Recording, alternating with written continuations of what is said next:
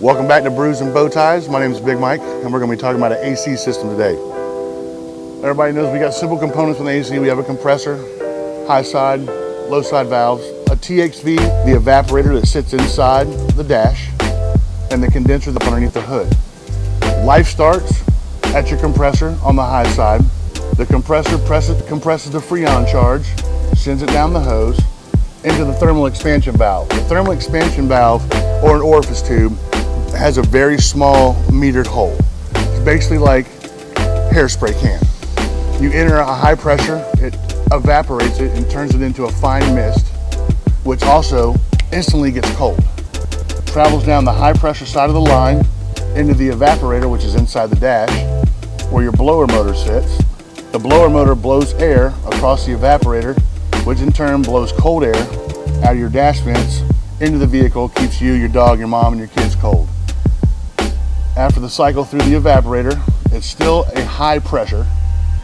It continues in to the condenser, back into a solid liquid through fins inside of the condenser with the coolant fan that's run off the water pump or electric in some vehicles, condenses it back down into a solid, runs it through the dryer to get any type of moisture out of the system because moisture causes rust, inefficiency in the AC system, and then it returns back to the compressor and starts its life cycle all over again. There's a high side charging port and a low side charging port. These ports are used for two different purposes. One, to fill the system full of refrigerant or evacuate the refrigerant, and also to check the levels of refrigerant due to pressures. A AC system for all vehicles that are modern from 95 and up that use R134 refrigerant and the new 1234YF, which was introduced in about 2016 in Cadillac models.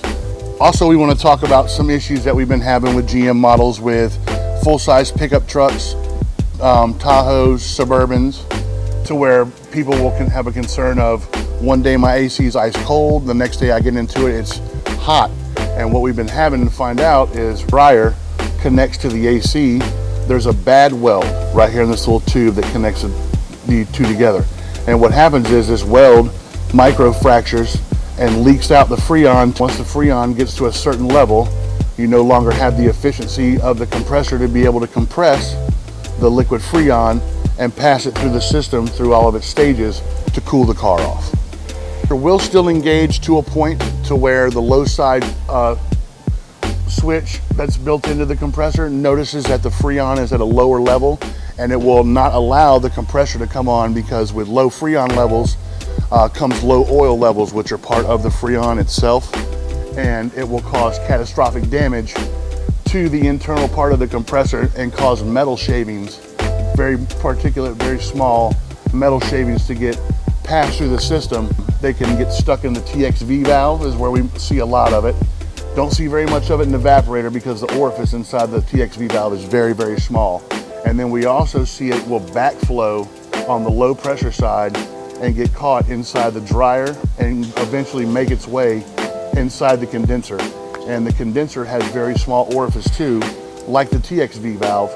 And once the metal gets caught inside the condenser and inside the TXV valve, then you start having to replace multiple components, and multiple components get very expensive over time. Built into certain compressors, there's what's called a high pressure and a low pressure switch that's built into the lines, and it notices pressure, relays it back to the engine control module and lets it know that, hey, I'm low on Freon, don't turn me on, or I'm high pressure because we've got metal particulates stuck somewhere and we're having to pretty much put fluid through an orifice that's no longer open and cause a high pressure system and blow lines. I have a 2015 Yukon. Yes. My AC failed, and I know it failed because it had a bad weld right where the dryer meets the condenser. Correct. Why do I pay for that repair if it's a failed part? Going to 2015, 2016, Sierra, Silverado, Yukon, Suburban, Tahoe. Is there any way that General Motors would be willing to help on anything like this? We have special policies for certain year models that go outside the range of warranty coverage once you're out of it.